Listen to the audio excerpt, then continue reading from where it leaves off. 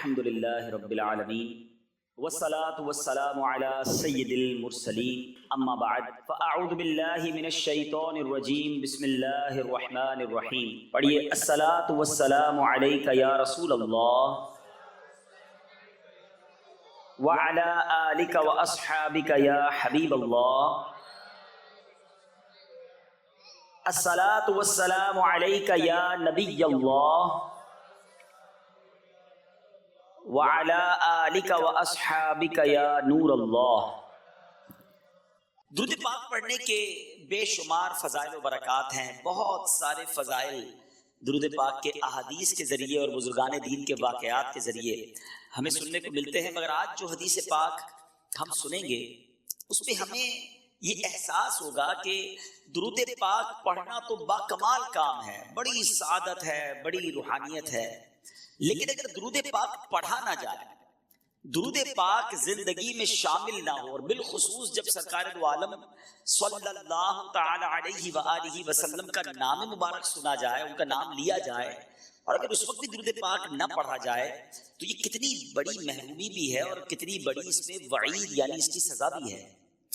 ایک بار پیارے آقا علیہ الصلوۃ والسلام منبر اقدس پر جلوہ فرما ہوئے، اور جب پہلی سیڑھی پر قدم رکھا میرے آقا نے فرمایا آمین. اگلی سیڑھی پر قدم رکھا نبی پاک نے فرمایا آمین. پھر اس کے بعد تیسری سیڑھی پر قدم رکھا میرے آقا نے ارشاد فرمایا آمین. اچھا، صحابہ کرام علیہ رضوان کا ایک انداز بڑا نرالا تھا. جب وہ کوئی ان یوزول چیز دیکھتے تھے نا، غیر معمولی چیز دیکھتے تو سوال کر لیا کرتے تھے، اور صحابہ کرام علیہ رضوان کے ان سوالات سے امت کا بڑا بھلا ہو گیا. ہمیں ایسی ایسی باتیں پتہ چل گئی کہ سبحان اللہ. اب جب صحابہ کرام علیہ رضوان نے دیکھا کہ نبی پاک نے ہر قدم پر آمین فرمایا تو عرض کی حضور ارشاد فرمائیے، یہ آپ نے آج منبر کی سیڑھیوں پر جو آپ قدم رکھتے چلے گئے، آپ نے آمین ارشاد فرمایا، اس کی وجہ کیا ہے، اس کا ریزن کیا ہے؟ تو نبی پاک صلی اللہ علیہ وسلم نے جو ارشاد فرمایا اس کا خلاصہ اور مضمون یہ ہے کہ میرے پاس جبریل امین حاضر ہوئے. جب میں نے پہلی سیڑھی پر قدم رکھا، جو میں نے آمین کہا، تو اس میں جبریل امین نے یہ دعا کی کہ یا اللہ عز و جل، جو رمضان کو پالے اور اپنی مغفرت نہ کروا سکے وہ ہلاک ہو جائے، اس کی ناک خاک آلود ہو جائے، گویا وہ برباد ہو جائے. آقا فرماتے میں نے جبریل امین کی اس دعا پر آمین کہی. پھر دوسری سیڑھی پر قدم رکھا کہ جبریل امین نے دعا کی کہ یا اللہ عز و جل، اس شخص کی ناک خاک آلود ہو، وہ برباد ہو جائے جو اپنے ماں باپ کو بڑھاپے کی حالت میں پائے اور ان کے ساتھ وہ اچھا سلوک نہ کرے، یعنی ماں باپ کی خدمت اسے جنت میں نہ پہنچا دے، وہ برباد ہو جائے. آقا فرماتے میں نے اس دعا پر آمین فرمائی. تیسری سیڑھی پر قدم رکھا، جبریل امین نے دعا کی کہ یا اللہ، وہ شخص بھی برباد ہو، اس کی ناک خاک آلود ہو کہ جس کے سامنے سرور کائنات صلی اللہ تعالی علیہ وآلہ وسلم کا ذکر کیا جائے اور وہ نبی پاک پر درود نہ پڑھے، وہ بھی برباد ہلاک ہو جائے، اس کی ناک خاک آلود ہو جائے. نبی پاک فرماتے میں نے اس پر بھی آمین کہا. ذرا غور کیجئے میٹھے اسلامی بھائیوں، یہ تینوں دعائیں کس درجے کی دعائیں ہیں. یہ دعا کرنے والے فرشتوں کے سردار ہیں، جبریل امین ہیں، اور دعا پر آمین کہنے والے جناب رحمت للعالمین صلی اللہ تعالی علیہ وسلم ہیں. اٹ مینز، اس کا مطلب کیا ہوا کہ یہ دعا تو کسی صورت بھی قبول ہونی ہے، کوئی شک اور شبے کی گنجائش نہیں ہے. تو ہم ان تین باتوں کو یاد رکھنا ہے. اگر ہم یہ کہیں تو شاید غلط نہیں ہوگا کہ ہم میں سے بہت سارے وہ ہیں جو ان تینوں صورتوں سے گزرتے ضرور ہیں. رمضان آنے والا ہے اور اس سے پہلے کئی رمضان گزارے ہم نے. اگر رمضان مل گیا اور اس رمضان میں مغفرت نہ کروا سکے تو پھر بربادی مقدر ہے. اتنی بڑی نعمت ملی اور پھر بھی نہ بخشوا سکے اپنے آپ کو، اللہ کو راضی نہ کر سکے، تو وہ شخص برباد ہو جائے گا. کئیوں کے پاس ماں باپ کی نعمت ہے، ماں باپ بزرگ ہیں، بوڑھے ہیں، اگر ان کو ایسا راضی نہ کیا، ان کی ایسی خدمت نہ کی کہ اللہ راضی ہو جائے، تو وہ شخص بھی برباد ہو جائے گا. مگر یہاں آج بوڑھے ماں باپ کے لیے ٹائم کس کے پاس ہے؟ آج بوڑھے ماں باپ کی خدمت کرنے کے لیے کون تیار ہے؟ بالخصوص یورپی ممالک میں، مغربی ممالک میں جو عاشقان رسول ہیں، جو خوش نصیب ہیں جن کے والدین زندہ ہیں، پلیز خدا کے واسطے اپنے والدین کی دعائیں دیجیے، انہیں ناراض نہ کیجیے۔ والدین وہ نعمت ہیں کہ اگر یہ راضی ہو جائیں تو رب راضی ہو جاتا ہے، اور یہ ناراض ہو جائیں تو رب ناراض ہو جاتا ہے۔ ہمیں ان کو راضی رکھنا ہے، شریعت کے دائرے میں رہ کر ان کی ہر بات ماننی ہے، ان کی خدمت کرنی ہے۔ اور جو تیسری بات کہ درود پاک کتنا امپورٹنٹ ہے، کتنا ضروری ہے اپنی زندگی میں شامل کرنا، اور خاص طور پر جب پیارے آقا علیہ الصلوۃ والسلام کا نام مبارک ہمارے سامنے لیا جائے، اس وقت درود پڑھنا یہ کتنا لازم ہے کہ جو نہیں پڑھتا تو فرمایا اس کی ناک خاک آلود ہو، وہ برباد ہو جائے۔ یہاں علماء نے ایک بڑا پیارا پروسیجر، بڑا پیارا ایک ہمیں طریقہ بتایا کہ اگر پورے دن میں ہم محفلوں میں جاتے ہیں، اجتماع میں آتے ہیں، اپنی گفتگو کے دوران بھی نبی پاک صلی اللہ تعالی علیہ وآلہ وسلم کا نام ہم لیتے ہیں، تو اگر پورے دن میں کہیں درود پڑھنا رہ گیا ہے تو بندہ اپنی پورے دن کی روٹین میں ایک پرٹیکولر تعداد، ایک مقررہ درود پاک کی تعداد مقرر کر لے کہ مثال کے طور پر میں 100 بار 200 بار، اللہ نصیب کرے تو 313 بار یا اس سے زیادہ بار درود پاک پڑھوں گا، تو علماء کہتے ہیں کہ وہ جو درود پاک دن میں ایک بار وہ پڑھ لے گا نا، پورے دن میں جہاں جہاں درود پاک پڑھنا تھا نہیں پڑھ سکا تو یہ اس کا آلٹرنیٹ، اس کا قائم مقام ہو جائے گا۔ تو انشاءاللہ میں بھی نیت کروں اور آپ بھی نیت کر لیں، ہمارا ایک نیک عمل بھی تو ہے نا، ہمارے اصلاح اعمال جو 72 ہیں نیک اعمال، اس میں ایک عمل کیا ہے کہ روزانہ کم از کم 313 بار درود پاک پڑھنا ہے۔ تو میں بھی نیت کروں، آپ بھی کریں گے، اب تو ماہ رمضان آنے والا ہے کہ انشاءاللہ روزانہ کثرت کے ساتھ درود پاک پڑھیں گے۔ آئیے ایک بار محبت کے ساتھ بآواز بلند درود پاک پڑھ لیں۔ صلو علی الحبیب صلی اللہ تعالی علی محمد صلی اللہ علیہ وسلم۔ کعبے کے بدر الدجا تم پہ کروڑوں درود، طیبہ کے شمس الضحا تم پہ کروڑوں درود، تم سے جہاں کا نظام تم پہ کروڑوں سلام، تم پہ کروڑوں سلام، تم پہ کروڑوں درود۔ میرے بیچ اسلامی بھائیوں، ماہ رمضان یہ رب کا احسان ہے، یہ ایک ایسی عظیم نعمت ہے کہ جس کے بارے میں شاید بہت سارے لوگ اویئر نہیں ہیں، جانتے نہیں ہیں۔ اس کے روزے، اس کی تراویح، اس کی عبادت یہ کتنے بڑے ثواب کو لاتی ہے، کتنی بڑی برکتیں لاتی ہے۔ ایک واقعہ آپ کو سناتا ہوں۔ حضرت سفیان ثوری رحمۃ اللہ تعالی علم فقہ اور علم حدیث کے بہت بڑے امام ہیں، 99 صدی ہجری میں پیدا ہوئے، بڑے متقی، پرہیزگار، عبادت گزار اور اپنے زمانے کے امام المسلمین تھے۔ ایک مرتبہ حضرت سفیان ثوری رحمۃ اللہ تعالی کو 3 سال مکہ مکرمہ میں قیام کی سعادت نصیب ہوئی۔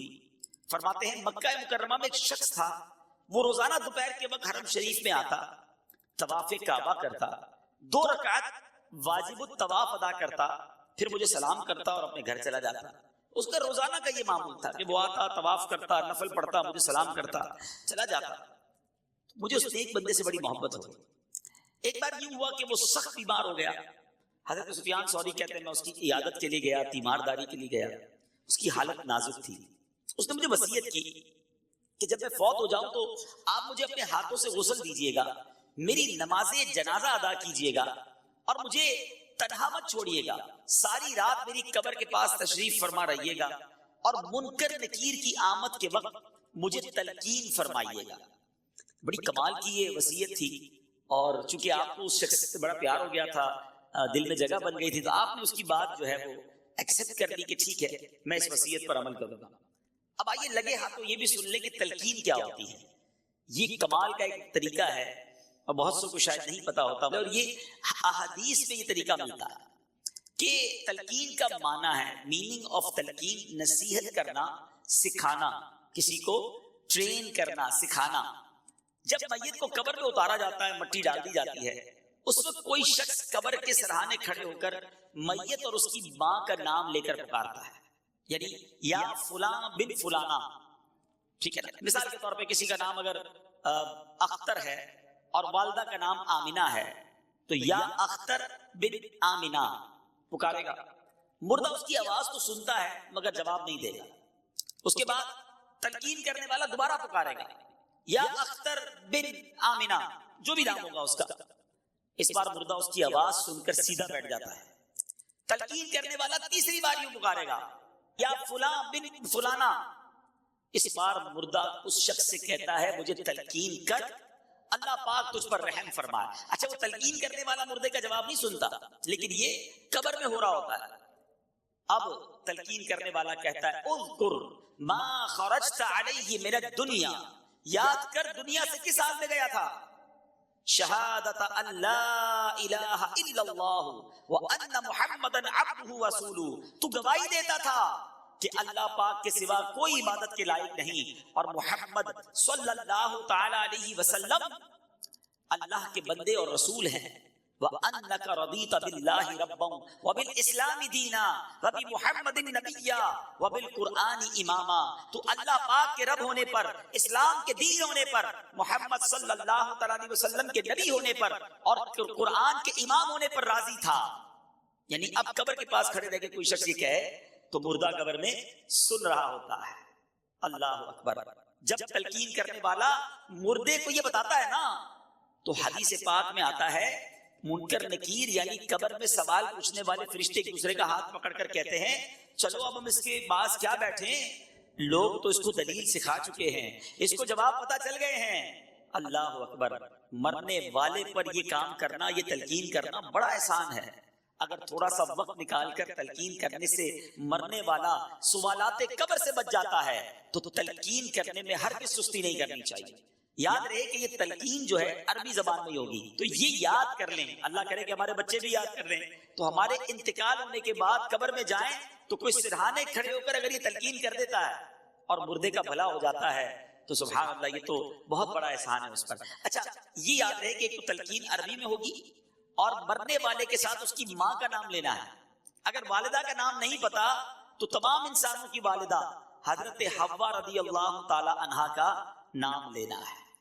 اب حضرت سفیان ثوری فرماتے ہیں کہ اس نیک شخص نے مجھے جیسے وصیت کی تھی میں نے ایسے ہی کیا. اس کا انتقال ہوا، میں نے غسل دیا، میں نے نماز جنازہ ادا کی، قبر میں اتارا. اس نے وصیت کی تھی کہ اپنے ہاتھوں سے آپ نے قبر میں اتار کر رات وہیں رہنا ہے.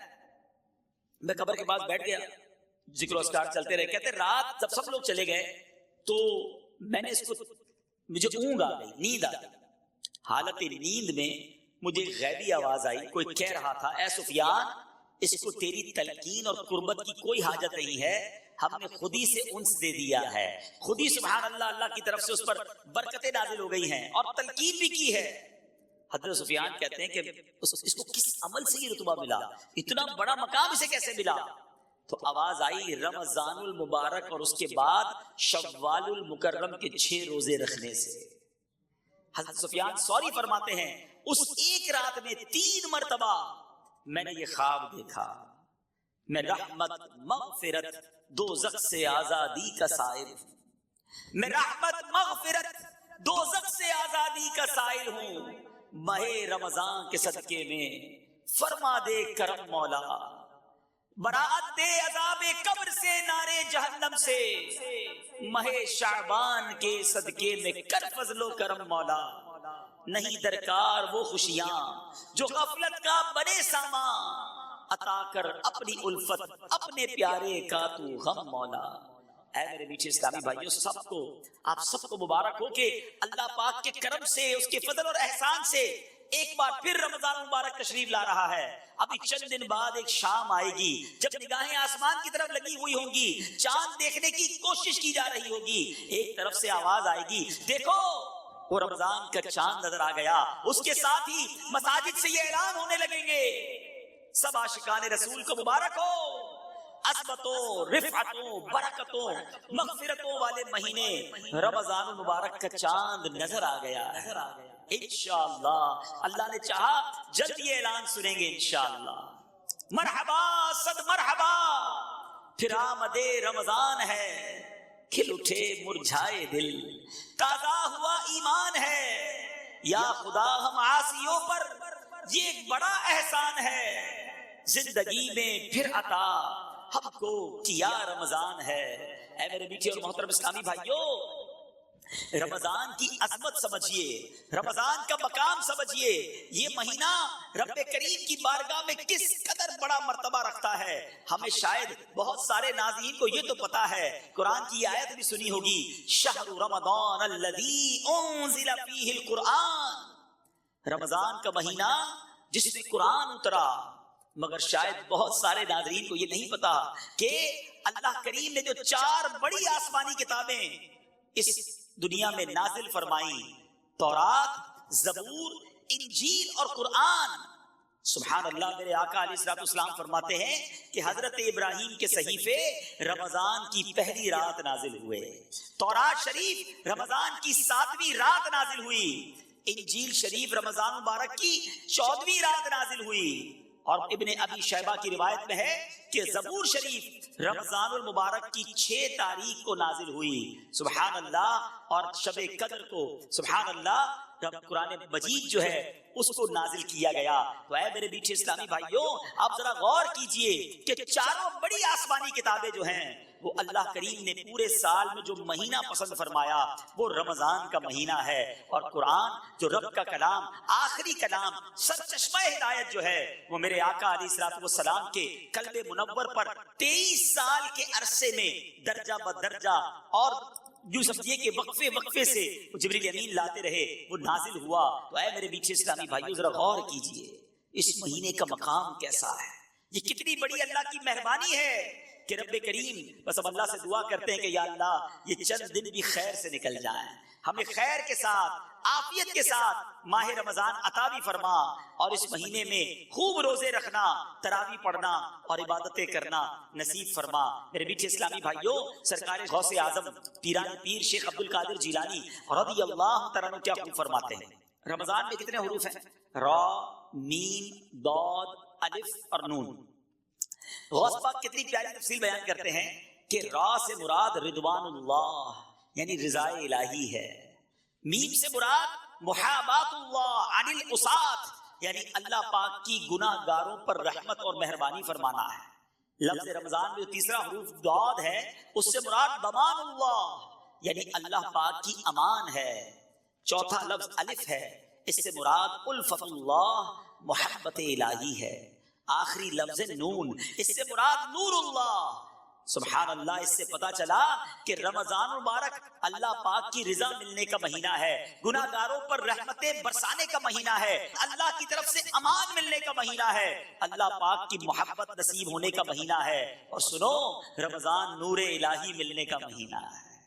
اتنی برکتیں ہیں، سبحان اللہ۔ اے میرے میٹھے اسلامی بھائیوں، حضور غوث پاک مزید کیا فرماتے ہیں؟ فرماتے رمضان کی مثال سینے میں دل جیسی ہے۔ ذرا غور کیجئے کہ پورے جسم کی موسٹ امپورٹنٹ تھنگ جو ہے وہ دل ہے۔ فرمایا رمضان کی مثال سینے میں دل جیسی ہے، دل کو نور ایمان اور نور معرفت سے زینت و خوبصورتی ملتی ہے، اسی طرح رمضان مبارک کو تلاوت قرآن کے نور سے آراستہ اور مزین کیا جاتا ہے۔ کیا پیاری بات فرماتے ہیں کہ رمضان کی مثال انسانوں میں انبیاء جیسی ہے، جیسے لوگوں میں نبیوں کا مرتبہ ہے نا۔ فرمایا عام مہینوں میں رمضان کی مثال جس طرح انسانوں میں انبیاء جیسی ہے، فرمایا کیونکہ انبیاء مجرموں کی شفاعت کرتے ہیں، رمضان بھی روزہ داروں کی شفاعت فرمائے گا۔ اچھا آگے فرماتے ہیں رمضان کی مثال شہروں میں، پوری دنیا میں کتنے شہر ہیں مگر مکے مدینے کی بات ہی نرالی ہے نا۔ غوث پاک کہتے ہیں رمضان کی مثال شہروں میں مکہ اور مدینہ جیسی ہے کہ ان شہروں میں دجال داخل نہیں ہو سکے گا، اور رمضان مبارک میں سرکش شیطانوں کو زنجیریں ڈال کر قید کر دیا جاتا ہے۔ فرمایا ان تمام برکتوں اور فضیلتوں کے ہوتے ہوئے بھی جو شخص رمضان المبارک میں اپنی بخشش نہ کروا سکے تو اور کس مہینے میں بخشا جائے گا؟ پھر کون سا وقت آئے گا جب بخشش ہوگی؟ ہر مسلمان کو چاہیے اس ماہ مقدس میں خوب توبہ کرے، اس سے پہلے کہ توبہ کا دروازہ بند کر دیا جائے۔ ہر مسلمان کو چاہیے کہ اس ماہ مبارک میں کثرت کے ساتھ گریہ وزاری کرے، اس سے پہلے کہ رحمت کا وقت گزر جائے۔ بھائیوں بہنوں، گناہوں سے سبھی توبہ کرو، خلد کے در کھل گئے، داخلہ آسان ہے، آ گیا رمضان، عبادت پر کمر اب باندھ لو، فیض لے لو جلد یہ دل 30 کا مہمان ہے۔ یہ موقع آ رہا ہے، یہ وقت آ رہا ہے اللہ کو راضی کرنے کا، یہ وقت ہمیں مل رہا ہے رحمتیں لوٹنے کا۔ اے میرے بیچ اسلامی بھائیوں، آئیے کچھ احادیث کے مطابق مزید ماہ رمضان کے فضائل سنتے ہیں۔ دیکھیں رمضان کی پہلی رات، بہت امید ہے کہ چند دنوں میں انشاءاللہ وہ پہلی رات آ جائے گی۔ وہ پہلی رات بھی بڑی اہمیت والی ہے۔ اس پہلی رات جب آتی ہے، آسمانوں کے دروازے کھول دیے جاتے ہیں اور آخری رات تک بند نہیں ہوتے۔ جو بندہ ماہ رمضان کی رات میں نماز پڑھتا ہے، اللہ عز و جل اس کے ہر سجدے کے بدلے اس کے لیے 1500 نیکیاں لکھتا ہے اور اس کے لیے جنت میں سرخ یاقوت کا گھر بناتا ہے۔ اے تراویح پڑھنے والوں تمہیں مبارک ہو، اے نمازیں پڑھنے والوں تمہیں مبارک ہو، اے رات میں عبادت کرنے والوں تمہیں مبارک ہو۔ ہر سجدے پر 1500 نیکیاں ہیں اور سرخ یاقوت کا گھر مل رہا ہے۔ جو ماہ رمضان کا پہلا روزہ رکھتا، ابھی تو سٹارٹ ہوتے ہی دیکھو پہلے دن اور پہلی رات سے ہی برکتوں کا کیسا حال ہے۔ فرمایا جو پہلا روزہ رکھتا ہے اس کے پچھلے گناہ معاف کر دیے جاتے ہیں۔ صبح سے شام تک 70,000 فرشتے اس کے لیے دعائیں مغفرت کرتے رہتے ہیں۔ رات اور دن میں جو بندہ جب بھی سجدہ کرتا ہے، اس کے ہر سجدے کے بدلے اسے جنت میں ایک ایسا درخت عطا کیا جاتا ہے کہ